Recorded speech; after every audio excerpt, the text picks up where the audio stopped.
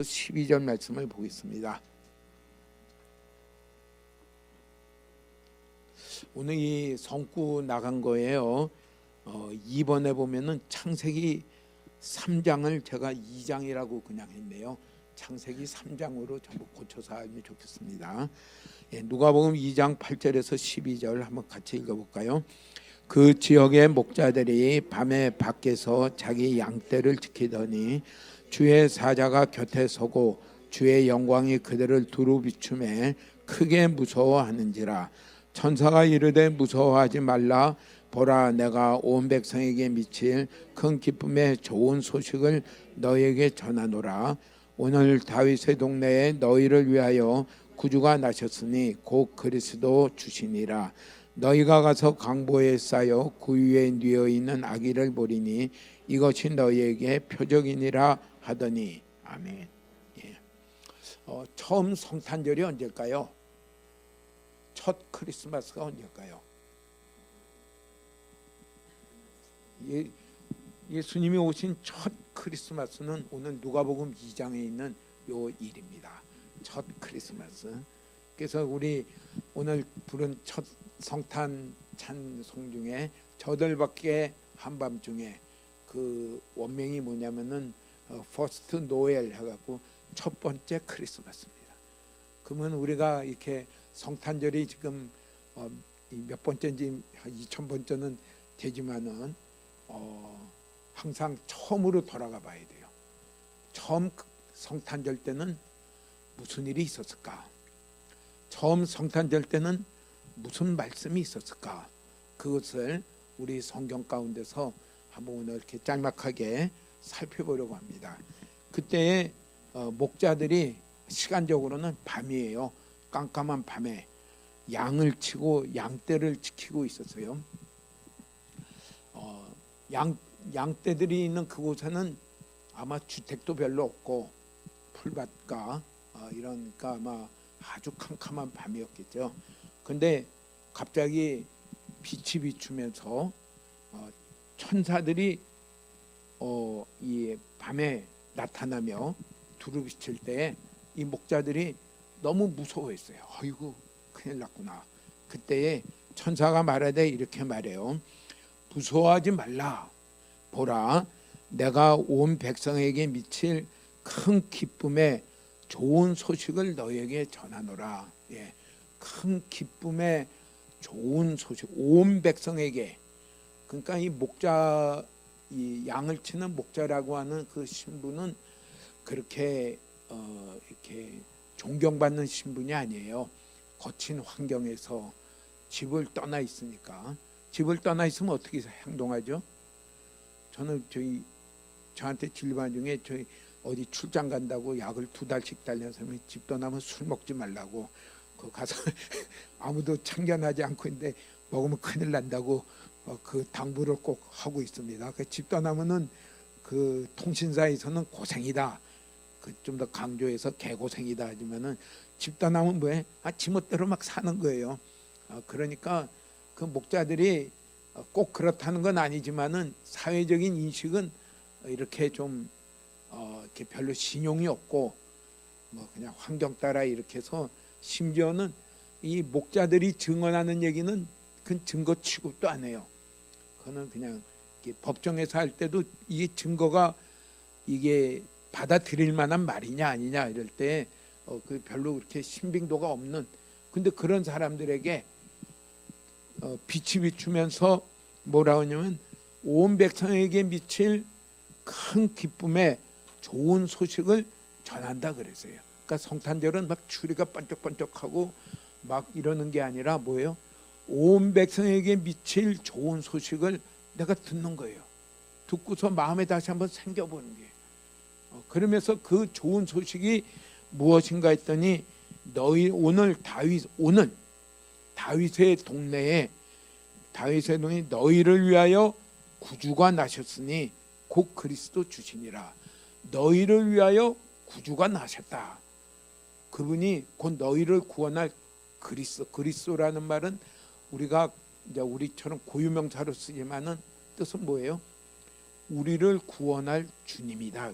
그래서 그거를 한자로 쓰면 구세주다 이렇게 구세주다. 세상을 구원할 분이시다. 네. 그리스도 주가 오늘 나셨다. 이 의미를 전해준 게 언제냐면요. 첫 번째 성탄절에. 그러니까 성탄절의 가장 주인공은 누구냐면요. 오늘 우리를 구원하러 오신 구주가 나셨다. 이게 이게 얼마나 기쁜 소식인가. 그런 기쁨이 있기를 축복합니다. 그렇지 않아도 기쁠 일이 별로 없는데 이 기쁨이 우리 가운데 목자에게 아유 고단하고 힘들고 하는 그것을 갖다가 쫓아내고 이겨낼 수 있고 소망이 생기는 빛이 비추는 그런 기쁨에 그것이 회복되는 게 어디냐면요. 그게 성탄절이에요. 오늘 그런 성탄절 되시기를 축복합니다. 그 구주가 누구냐? 강보에 쌓여 구유에 누워 있는 아기를 보리니 이것이 너희에게 표적이니라. 구유에 누워 있다는 말을 한번 생각해 봤나요? 구유가 뭐죠? 소 먹는 여물통 아니에요? 그 여물 이렇게 하는 거예요. 그러니까 구유에 누워 있는 아기란 건 참 좀 불쌍한 아기죠. 이게 아랫방에 따뜻한데 이렇게 있는 게 아니라 구유에 누워 있는 아기 절대 구세주 같지 않지만은 그분이 너희를 구원할 구세주다. 구세주가 났다.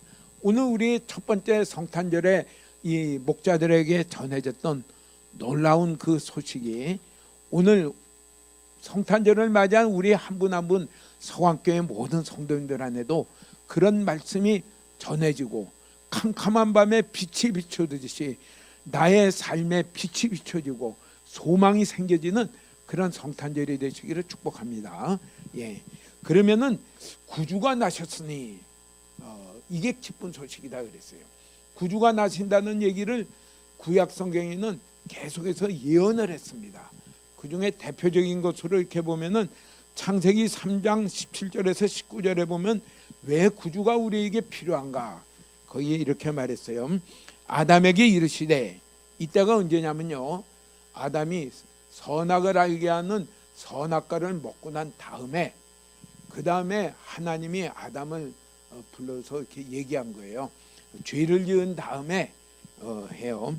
아담에게 이르시되 내가 내 아내의 말을 듣고 내가 내게 먹지 말라 한 나무의 열매를 먹었은즉, 먹지 말라 한 나무의 열매가 뭔지 알겠죠? 선악과예요. 동산 가운데 있는 선악과는 먹지 마라. 먹었은즉 땅은 너로 말미암아 저주를 받고 너는 내 평생에 수고하여야 그 소산을 먹으리라.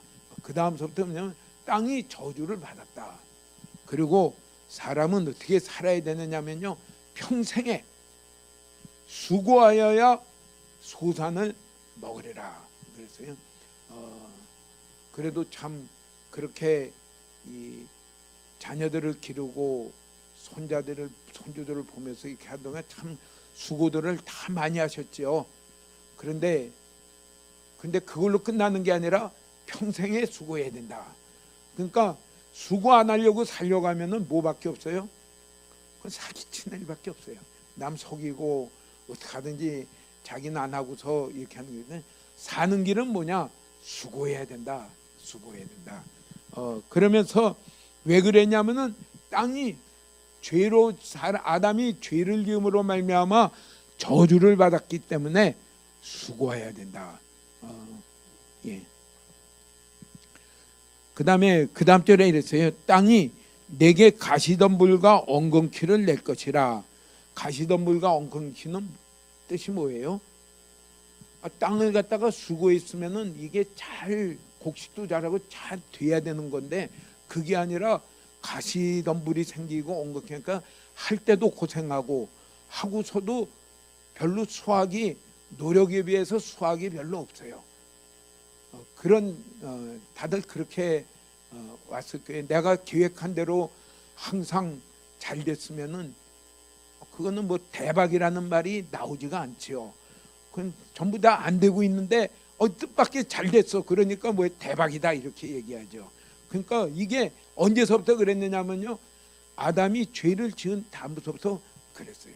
우리 모두는 누구의 혈통으로 난 자들이냐면요, 아담의 혈통으로 난 사람들이에요. 그래요.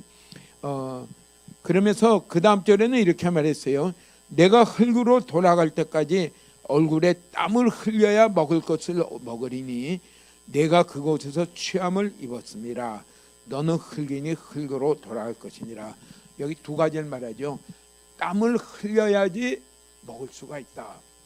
노력 애를 쓰고 마음도 애를 쓰고 마음대로 잘 되면 생각대로 잘 되면 마음이라도 편해질 텐데 생각대로 비비 꼬이고 안 되니까 어떻게 돼요? 마음도 애를 쓰고 편하지 않고 그다음에 애도 더 많이 써야 되고 그다음에 끝이 어디냐면요. 흙으로 돌아가야 된다. 우리 다 그렇게 가야 돼요. 흙으로 돌아가야 된다. 왜 그때에 3장 15절에 17절 앞에는 뭐라고 하나님이 아담에게 뭐라고 말했냐? 뱀한테 이렇게 얘기해요. 뱀한테 내가 너로 여자와 원수가 되게 하고 내 후손도 여자의 후손과 원수가 되게 하리니 여자의 후손은 내 머리를 상하게 할 것이요 너는 그의 발꿈치를 상하게 할 것이니라 하시고 앞으로 하나님이 여자의 후손으로 오는 자가 있을 텐데 그가 뱀의 머리를 깨뜨릴 것이다. 사단을 깨뜨릴 것이다. 사단도 발꿈치를 물 건데 발꿈치는 조금 아프게 할 것뿐이지 상하게 하지 않는다. 왜 남자의 후손이라고 안 하고 왜 여자의 후손이라고 했을까요? 아무튼 예수님의 혈통은 어떻게 돼요? 마태복음은 요셉을 얘기했지만 사실은 누가복음인 대로 마리아의 혈통에서 예수님이 마리아의 통해서 나왔고요. 여자의 후손이라는 것은 아담의 죄의 영향을 받지 않는 그런 죄가 없는 자가 앞으로 올 것인데 그가 사단을 너희를 망하게 하는 뱀 사단을 깨뜨릴 것이다. 이게 예언이에요. 이게 하나님이 약속이에요. 그걸 소망하고 있어요. 예수님이 오시기 한 전에 이사야라고 하는 선지자가 이사야 9장 2절 6절 7절에 이렇게 예언을 했습니다. 한번 읽어볼까요? 2절을 한번 읽어보겠습니다. 흑암 가운데 걸어다니던 그 백성이 큰 빛을 보았고 죽음의 그늘진 땅에 사는 사람들에게 빛이 비추었다. 이건 현대인 성경을 했어요. 개역개정으로 읽어보려니까 정사를 메웠고 정사를 메웠다 그러면 이해가 되나요? 하긴 읽어봐도 이해가 잘 안 될 것 같아가지고 이해가 되기 쉬운 말로 좀 바꿔서 번역을 해봤습니다. 예. 그 모든 사람들이 어떻게 하냐면요. 흑암 가운데 빛이 없어요. 어떻게 갈파는 빛이 없으면 어떻게 돼요? 이리 해볼까 저리 해볼까 방향을 모르면은 애를 쓰죠. 애를 쓰는 만큼 되게 힘은 들고 애는 쓰는데 불안하고 방향을 몰라요. 근데 그런 자들에게 큰 빛을 보았고 죽음의 그늘진 땅에 사는 자들에게 빛이 비쳤다. 이런 일이 올 것이다. 그러면서 6절에는 이렇게 말씀을 했습니다. 6절에 한번 같이 읽어보겠습니다. 한 아기가 태어났으니 우리에게 주신 아들이다. 그가 우리의 통치자가 될 것이니 그 이름은 위대한 스승 전능하신 하나님 영원히 계시는 아버지 평화의 왕이라 하리라. 한 아기가 앞으로 태어날 것이다. 그 아기는 하나님이 우리에게 주신 아들인데 그가 우리를 다스릴 것이다. 통치자가 될 것이다. 그는 위대한 선생이요 위대한 스승이요. 이거를 개역 개정에 나오면 기묘자요 모사다. 이해가 잘 안 될 것 같아요. 위대한 선생님이 오신다. 그는 우리를 이끌어 가실 위대한 선생님이시고 전능하신 하나님이시고 영원히 계시는 아버지가 아기가 되어서 오실 것이다. 이게 이사야도 예언하면서 지금 자기가 무슨 말을 예언하는지 실체를 잘 모르지만은 성령님이 감동해서 예언하라고 하니까 할 건데 전능하신 하나님이 아기로 올 것이다. 위대하신 영원히 계시는 아버지가 아기로 올 것이다. 평화의 왕이 아기로 되어서 올 것이다. 그러면서 그 다음 절에는 이렇게 얘기했어요. 그의 왕권은 한없이 신장되고 그의 나라는 언제나 평화로울 것이며 그가 다윗의 왕위에 앉아 그 나라를 굳게 세우고 공정함과 의로움으로 영원히 다스리실 것이다. 전능하신 하나님의 열심이 이것을 이루리라. 이것을 하나님의 열심이, 이거 불가능한 일이지만은 전능하신 하나님의 열심이 이것을 이루실 것이다. 한 아기가 날 것이다. 그러면서 누가복음 아까 2장에 읽은 대로 너희를 위하여 구주가 나셨으니 곧 그리스도 주신데, 이분은 누구냐? 강보에 쌓여 구유에 누워있는 아기다. 이 아기가 이사야 선지자가 이야기하던 그 아기고, 이 아기가 창세기 때부터 약속했던 여자의 후손으로 오는 그 분이다. 이 일이 이제는 시작이 됐다. 이 일이 예언으로만 끝나는, 앞으로 이 일이 있을 것이다라고 하는 예언으로만 있는 것이 아니라 그 예언이 이제는 시작이 돼서 우리 가운데 시작으로 전개가 되었다. 그 소식을 전해준 것이 첫 번째 성탄절날 전해준 메시지예요. 오늘 우리 가운데 이런 신선한 메시지가 와닿으시길 바랍니다. 나의 삶에 빛이 비춰지기를 시작했구나. 그렇지 않아도 어제까지 아이고 머리가 아프고 어떻게 해야 되나 하고 이러고 있었는데 빛이 비춰졌구나. 내가 갈 길이 보여졌구나. 소망이 나타났구나. 그 일은 뭐냐면은 예수, 하나님의 아들이 우리 가운데 오셨구나. 이것이 성탄절날 우리가 가져야 될 중요한 말씀이고 기쁨이 되어야 되겠습니다. 이 예수 그리스도의 탄생 후에 한참 뒤에 예수님을 믿은 사도 바울이 이 일을 생각할 때마다 참 놀랍다. 너무 놀라운 일이 일어났구나 하면서 찬송한 게 빌립보서 2장 6절부터 8절이에요. 사도 바울이 이 성탄 예수님이 오신 것을 보고 그걸 이렇게 한 거예요. 한번 읽어볼까요? 그는 근본 하나님의 본체시나 하나님과 동등됨을 취할 것으로 여기지 아니하시고, 원래 하나님이신데 하나님의 자리에 있는 것이 아니라 그 권위와 지위와 영광 가운데 있는 것이 아니라 7절에 이렇게 말했어요. 오히려 자기를 비워 종의 형체를 가지사 사람들과 같이 되었고, 하나님이 자기의 모든 권리를 다 포기하고 다 내려놓고, 다 내려놓을 뿐만 아니라 더 낮아져서 종이 되어서 사람들과 같이 되어 오셨구나. 이건 정말 너무너무 놀라운 일이고 뭐라고 표현할 수가 없고, 그래서 그걸 했어요. 그러면서 8절에는 이렇게 돼요. 사람의 모양으로 나타나사 자기를 낮추시고 죽기까지 복종하셨으니 곧 십자가에 죽으심이라. 사람 되어 오셔서 십자가에 죽기까지 복종하셨구나. 이 그리스도 예수의 마음을 항상 가지라. 항상 생각하라. 우리 성탄절날 늘 그렇게 살아오셨겠지만은 또 이 목자들이 들은 음성과 같이 새로운 출발로 그리스도 예수의 마음을 내 마음 가운데 가지며 시작하시는 그런 놀라운 오늘이 되시기를 축복합니다. 요한복음에는 예수님의 탄생을 이렇게 표현을 했습니다. 요한복음 1장 14절에 같이 한번 읽어보겠습니다. 말씀이 육신이 되어 우리 가운데 거하심에 우리가 그의 영광을 보니 아버지의 독생자의 영광이요 은혜와 진리가 충만하더라.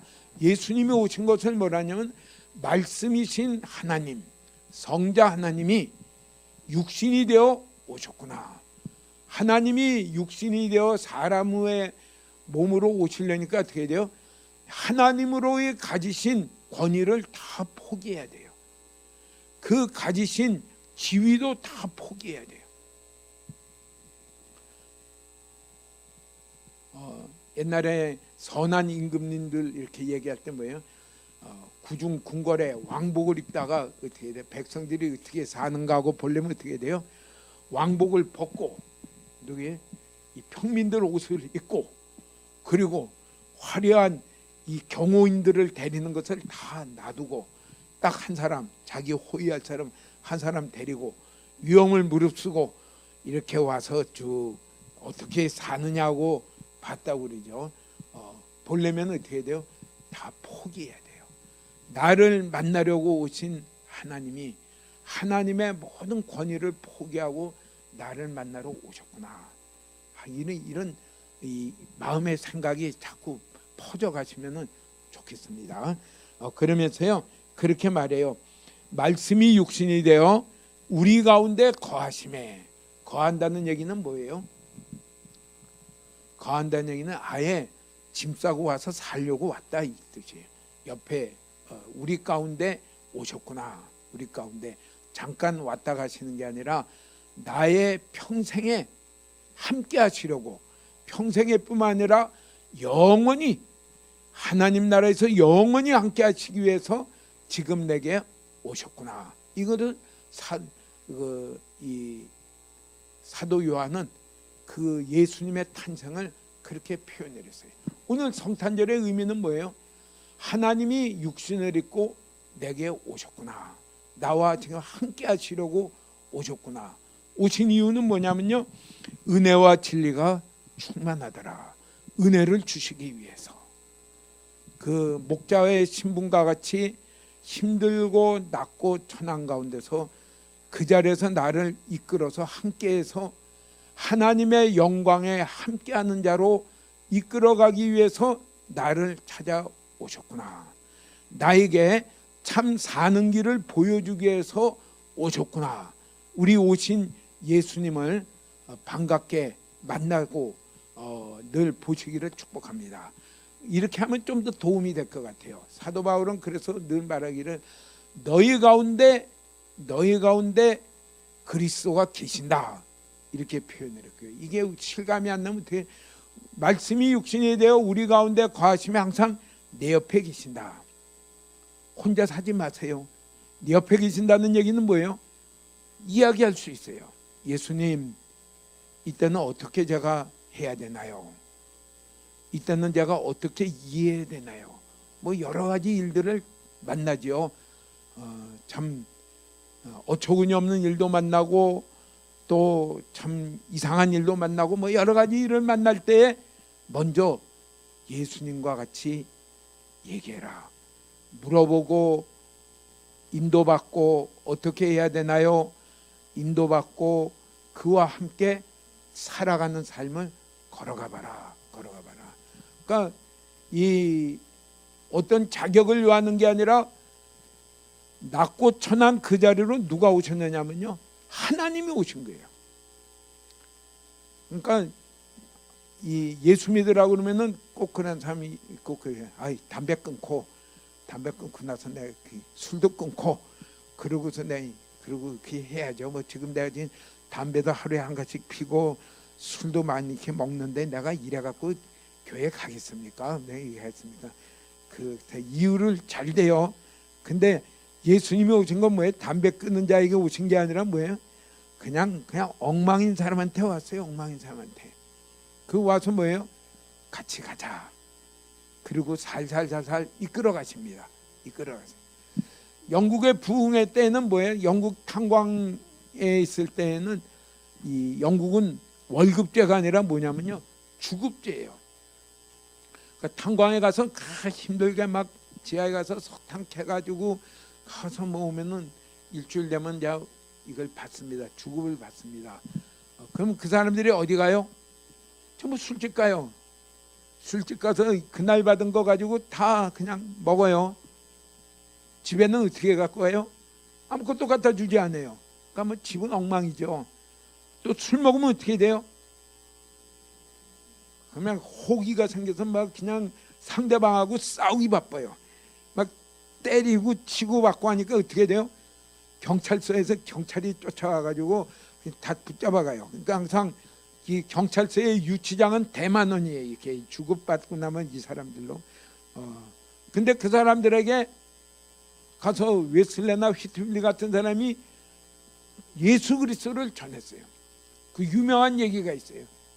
하나님이 나를 사랑하셨고 하나님이 나를 버려 막판에 가서 이런 참 탄광은 막장이라고 그러잖아요. 이런 막장에 가서 일하는 나를 버리지 아니하고 나를 같이 살려고 하나님이 육신이 되어 독생자가 육신이 되어 내게 오셨구나. 그 말을 들으면서 예수님을 믿은 다음에는 너무너무 나를 사랑하시고 감사하는 그 일에서 이렇게 눈물을 흘렸다 그래요. 그러니까 석탄을 캐내라고 새까맣게 얼굴이 새까매졌는데 눈물이 싹 두 줄기만 이렇게 해갖고 하얘졌다, 이런 얘기들이 있어요. 그 사람들이 예수 믿고 난 다음에는 주급을 받은 다음에 술집에 안 가요. 그리고 집에 가요. 집에 가니까 이 부인이 깜짝 놀래요. 이 주급을 돈을 가지고 왔어요. 살아라 그러고 고생 많았다 그러고 아이들이 좋아요. 그리고서 교회를 가자 그래요. 그 다 같이 가죠. 아멘. 경찰서에서는 갑자기 손님이 두 군데가 없어졌어요. 술집에 손님이 없어지고 경찰서에 손님이 없어졌어요. 이 사람들이 도대체 어디 갔지? 술집 주인이 이 사람들이 도대체 어디 갔지? 주급을 탔으니까 와서 지금 여기 지금 부어라 마셔라 하고 막 그냥 난리가 났어야 되는데 이 양반들이 없어요. 그래서 이 양반들 보니까 교회 갔다고 그래. 그 교회 찾으러 갔어요. 뭔가 잘못 갔구나, 이 사람들이 데리고 와야 되겠다. 교회를 갔더니 그 사람이 가서 교회를 가서 말씀을 들으니까 그 사람이 바뀌었네요. 그래갖고 술집이 그만두고 문을 닫고 경찰서가 할 일이 없어가지고 유처장이 문을 닫고 그런 일이 일어난 일이 언제냐면요, 요한 웨슬리 때의 부흥이에요. 하나님, 이런 부흥이 복음이 들어갔을 때 부흥이 일어났어요. 오늘 우리 가운데 이 내게 오신 예수님, 내게 너 이렇게 해라 이렇게 해라 요구한 게 아니에요. 내게 오신 예수님 오셔서 뭐예요? 같이 가자. 이렇게 살지 말고 그리스도와 함께 가자. 그리스도를 함께 가시는 성탄절 되기를 축복합니다.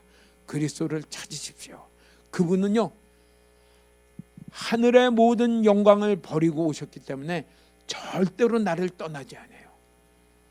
좋은 예는 아니지만은 자동차에 내비게이션을 이렇게 틀잖아요. 가다가 이렇게 내가 잘 못 읽어가지고 엉뚱한 길로 가면 또 뭐예요?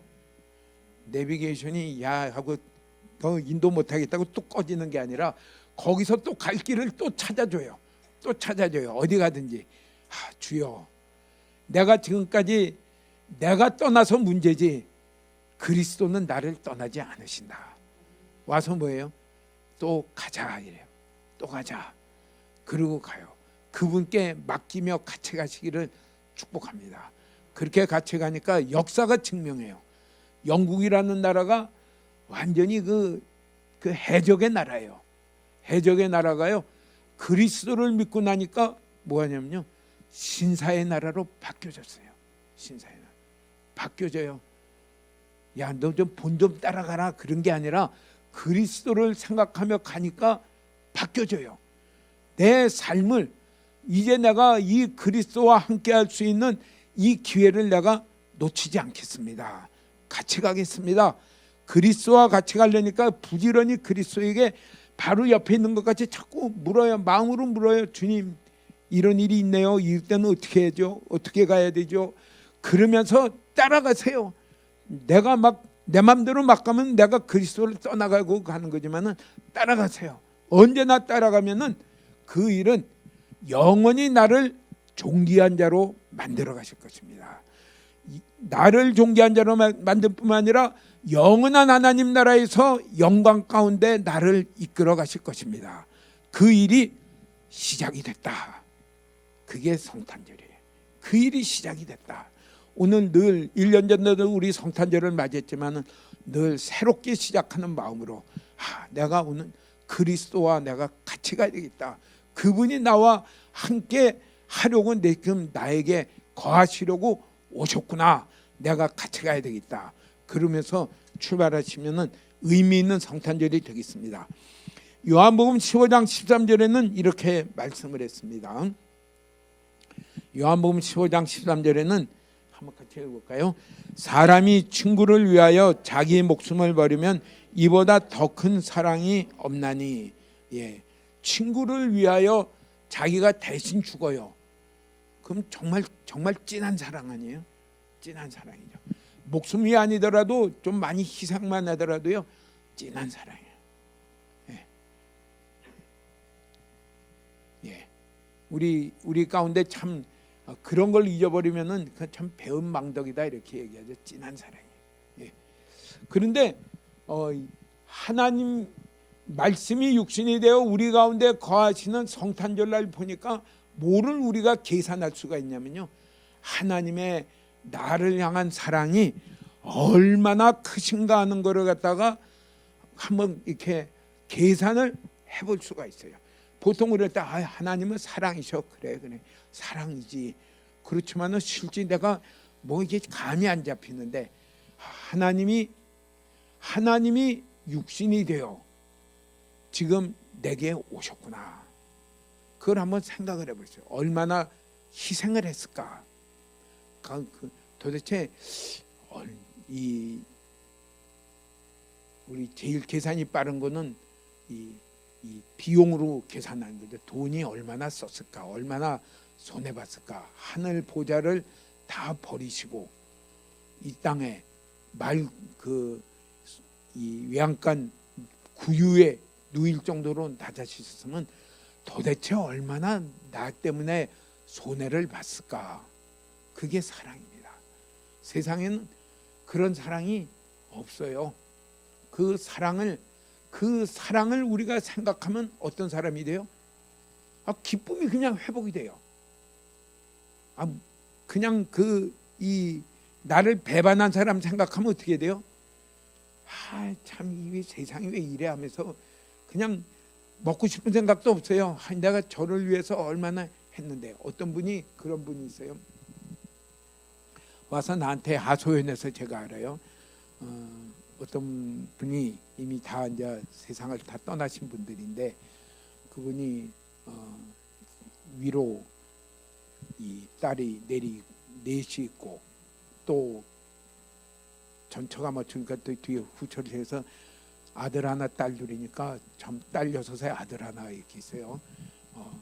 그런데 그 사람이 이제 저 국제시장인 데서 이렇게 장사를 하고 있는데, 늘 하고 있던 어떤 분이 이렇게 와서 형님 동상하고 있는 분이, 형님 제가 부도나게 생겼습니다. 좀 되면은 좀 도와주시면 좋겠습니다. 부도가 나겠습니다. 그러니까